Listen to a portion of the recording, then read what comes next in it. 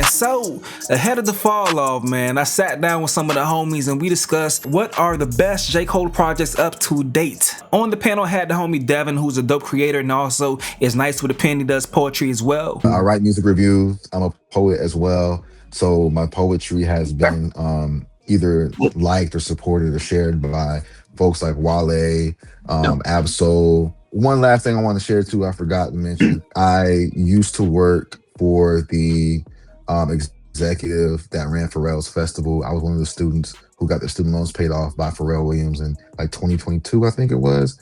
And ever since then, I kind of pivoted to the entertainment space after I got to meet him and had the opportunity. So yeah, it's been pretty cool ever since. And they also had to get one of Cole's biggest soldiers, Caleb from X, to chop it up with me for this very important video, man. Oh yeah, most definitely. First off, thank you for having me here. I'll keep things brief. I know the tag says Caleb from X. For anyone that's familiar with me, you know it's Caleb from Twitter, right? We just getting started. I know y'all used to not seeing my face, but it's Stacie, man. We got to show up. We got to show up. Happy to get more into this album. I'll share more and more about my background if the discussion leads into it. But a couple of personal notes. You know, I'm a father, husband, got 2 little ones, and so we're all excited for this album, man. And as you can see, I got the hoodie on, man. I got the hoodie on. And, hey, man, God is good. Alright, so I'm gonna tell y'all right now, bro. I apologize for whatever reason. My sound was horrible throughout this entire video. I didn't have my actual mic activated, so bear with me, but it's some great content. I promise you we have some great discussions. So we methodically put together this J. Cole tier list. This video right here is just the highlights. A longer discussion will be in the pinned comment and also the description on my No Chase Stace page where you can find that. That's unfiltered, as raw as possible footage over there. Listen, if you're watching this before the fall off drop, I will be live streaming my reaction to the album. Make sure y'all tune in for that, man. It's gonna be on my Twitch as well as my backup channel on YouTube, but the stream will start on this channel first. All right, but first thing first, each of us showed our list and all of us had a different album on there, so we explained why. So for your eyes only, I feel like listening to the storytelling from top to bottom, it's a beautiful album. That was the first time I seen J. Cole in concert. In that same concert, it was Luke, Ari Lennox, and JID opening up for J. Cole. So you can only imagine the atmosphere in that space.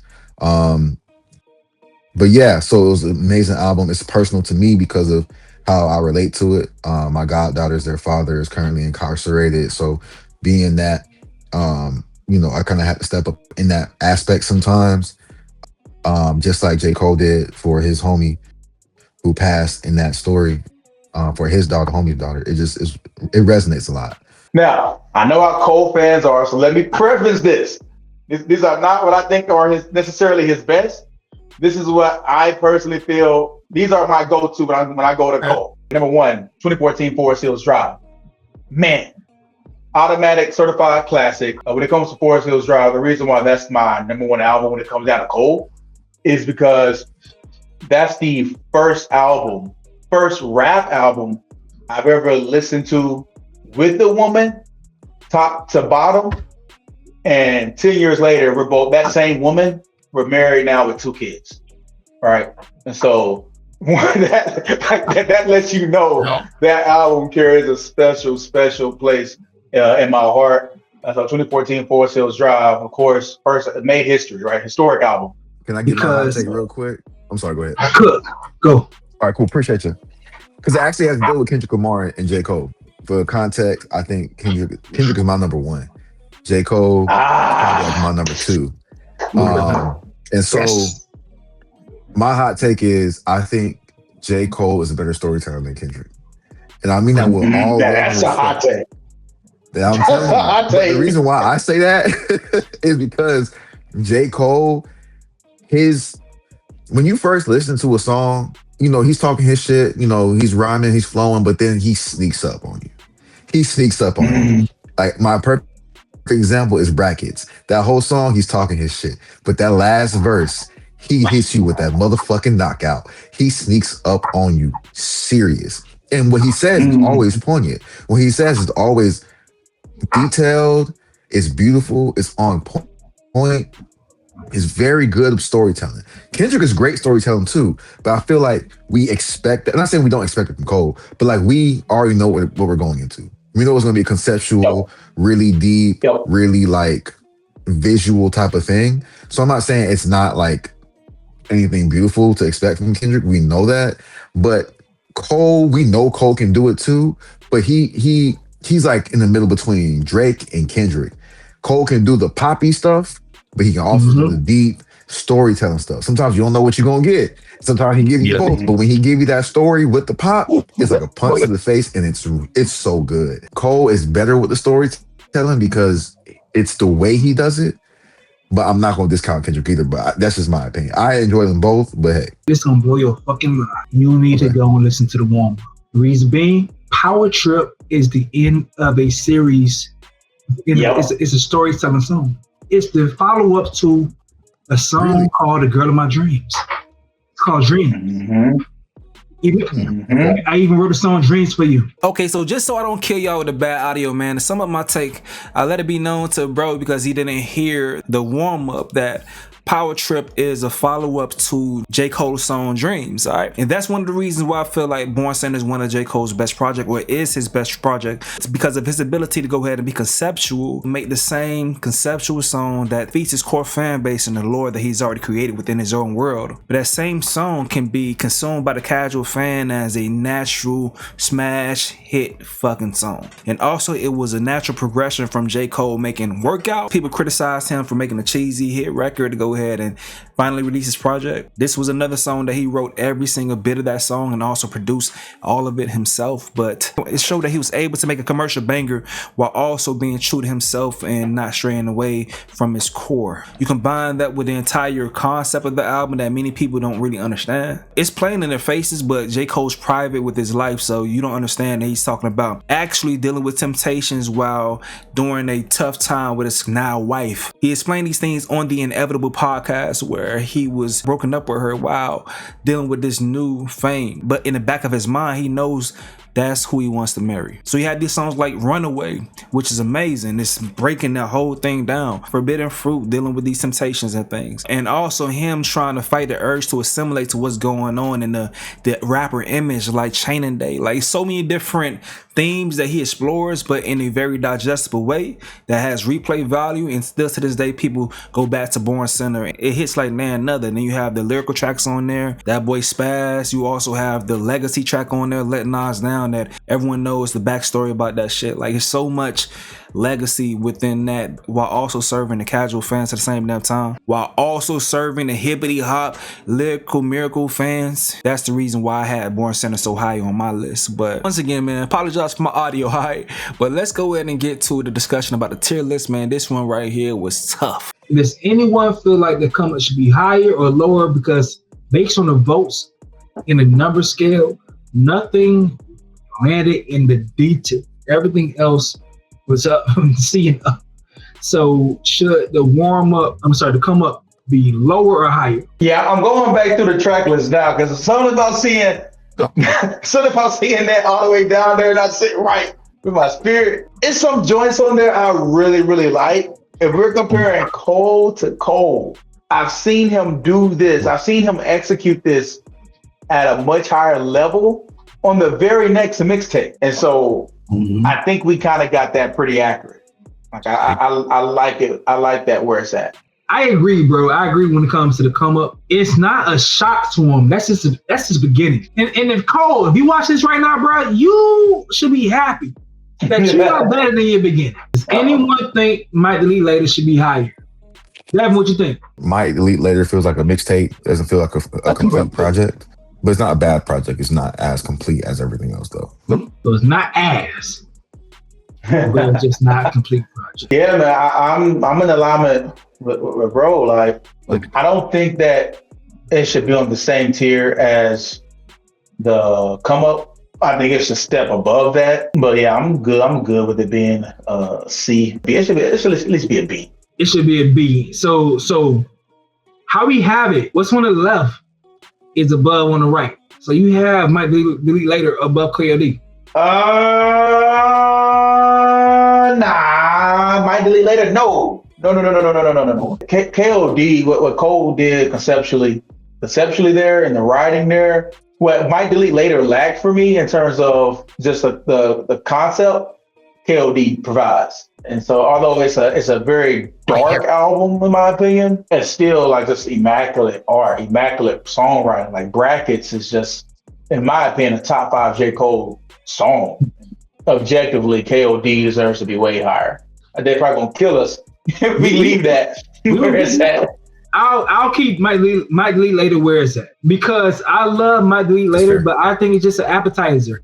Yeah. And we can't hide from the fact we hate it.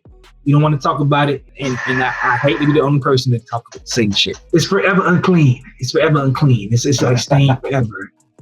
Forever unclean will be Mike Delete Later, because it's that moment fucks with it. It don't look right having KOD on the same level of a Mike Delete Later. I'm sorry. Like Mike Delete Later felt like a detour from what Cole was trying to do.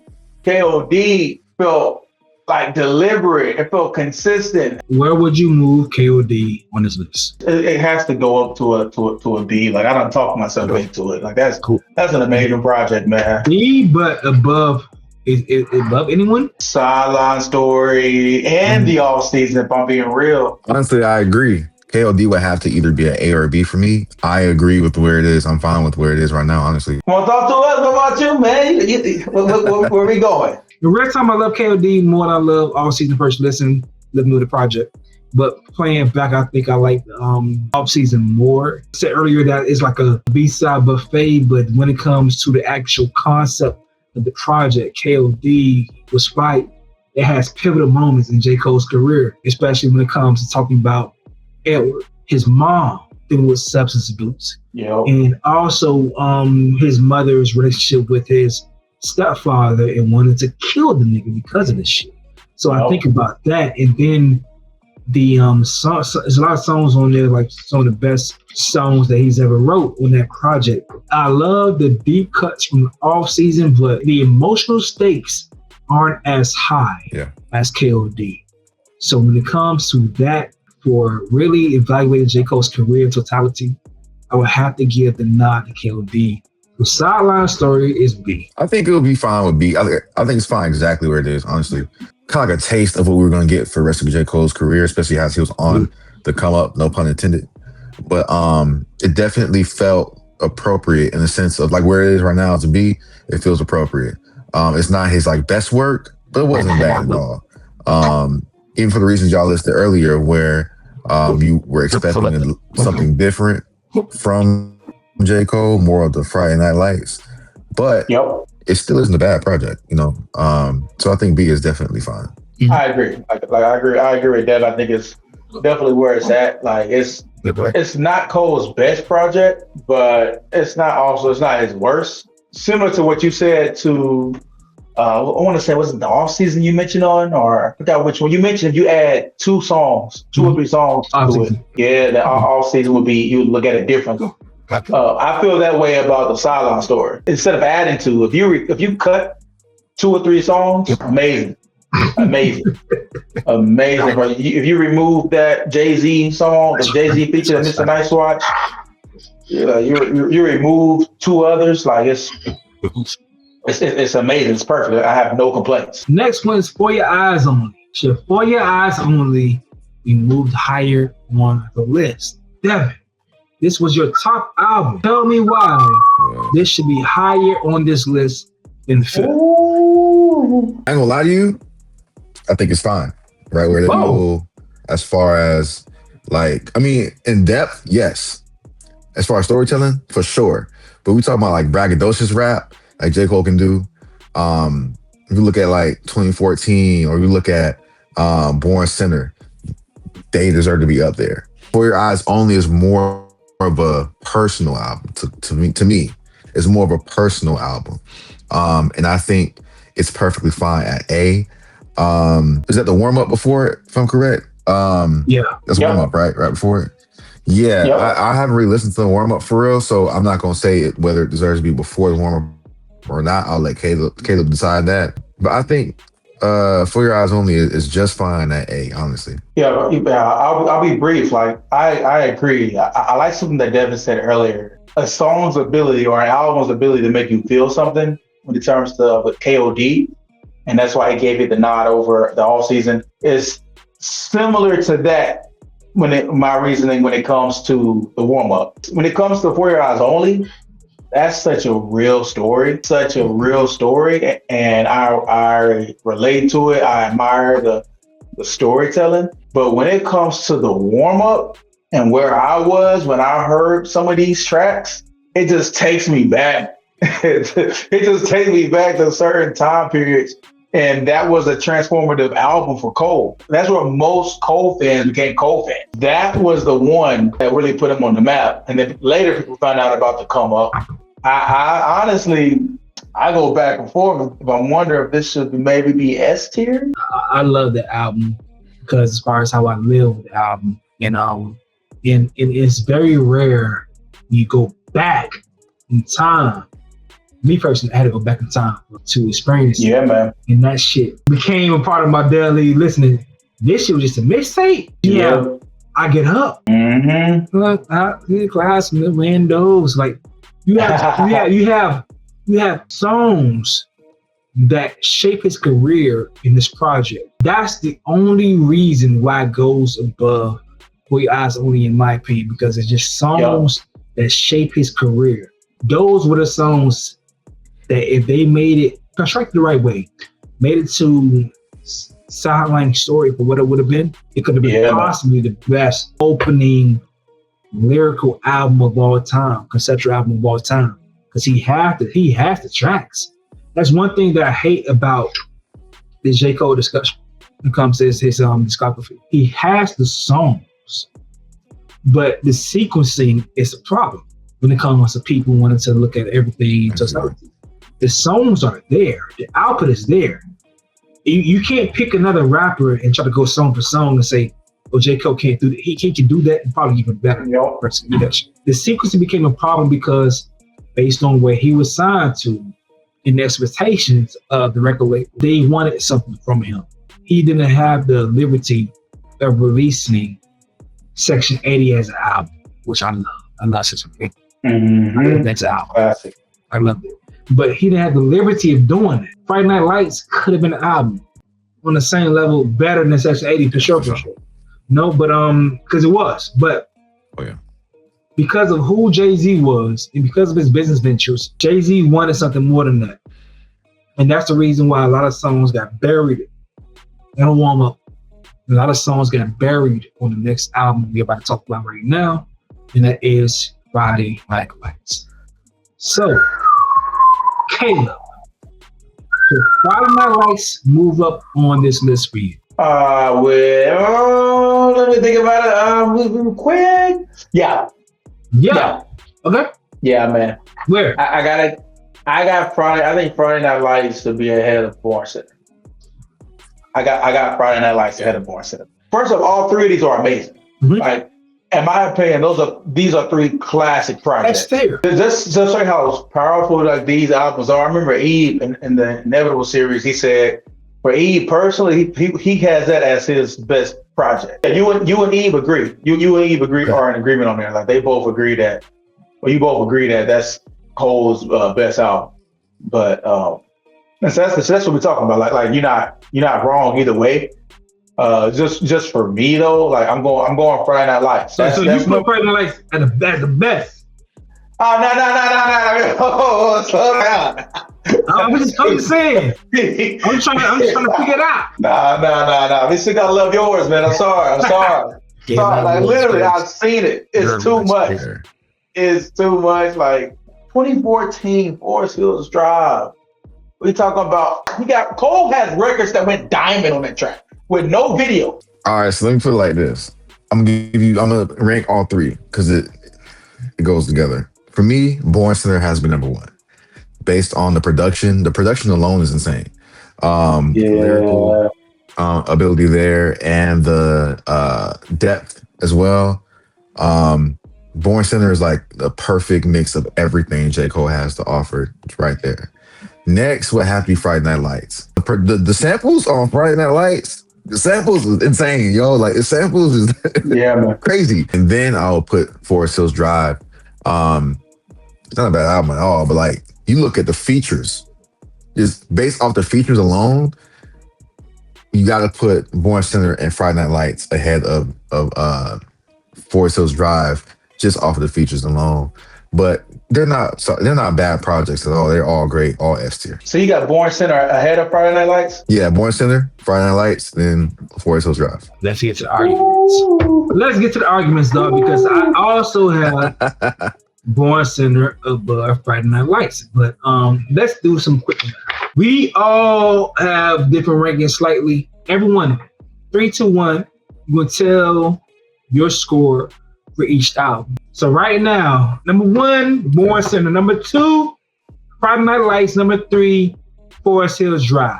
Caleb, advocate for this shit to change, bro. Oh, where do we start? We're talking about the first album to drop with no features to go flat. Another unknown fact or forgotten fact. Cole became the first rapper, the first hip hop artist to get an HBO documentary for his album.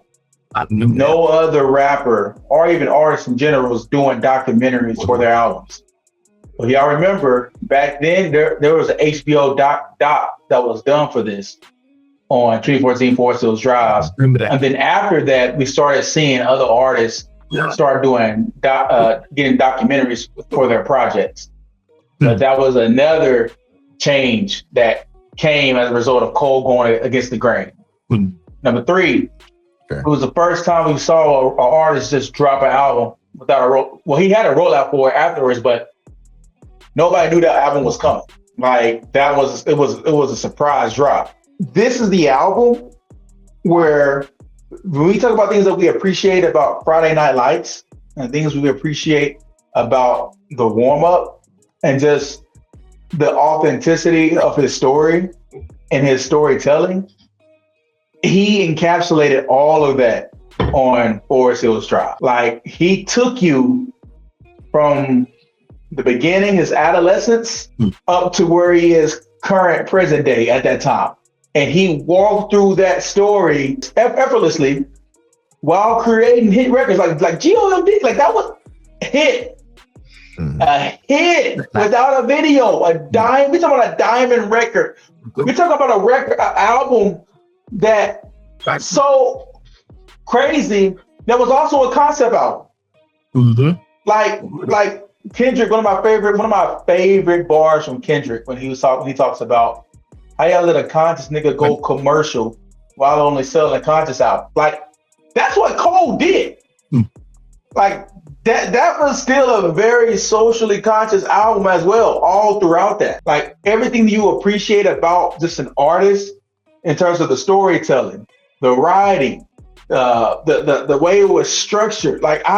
And it broke history across several different lanes that I just highlighted earlier. Like it was just a groundbreaking album. I love it. It's number 1 for me. It's, in my opinion, objectively, even if you don't like Cole, you gotta respect that album for what it did. You made a very compelling argument. Out of respect for how hard it is to have commercial bangers while still being yourself. Yeah, man.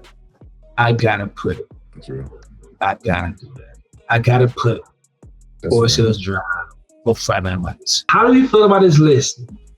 I think it was good. Right now, Caleb, what you think? Man. I know you want Forest Hills Drive higher. I'm not mad at this. Like me personally, I put Forest Hills number 1, but I'm not mad at it. I'm not mad at it. They're probably gonna kill us for KOD. They not gonna kill us for KOD in the comments, but I'm not mad at it. Yeah, he had to switch that one. It was gonna kill us. This look good. This look good. Yeah. All right, so I think that's a good one. So we say, yeah, we good. Y'all think we feel like we good? Some music now. Yeah. All right. Yeah, this the one. Hey man, I think we did a pretty good job, bro. I think we did a pretty good job. Let me know what you got to say. And also, the link for your conversation is in the pinned comment and the description. We had some crazy hot takes, but we was talking for almost 3 hours, man. So I cut it down to make it as digestible as possible, man. But once again, I apologize for my sound. I feel like I cheated y'all from a great experience. But if you want to see more, go ahead and check the video out on my No Chase Stace page. But in the meantime, let me know what you think. How do you rank these albums that Cole put out throughout his career? What's your favorite J. Cole album? By the time you're watching this video, the fall off may already be here. If not, make sure you tune in, because tonight I will be live streaming on my Twitch and my backup YouTube channel. You know, sometimes YouTube take live music reactions down, so Twitch, we gonna be on it regardless. Be on point for that. But I appreciate y'all hanging with me, man.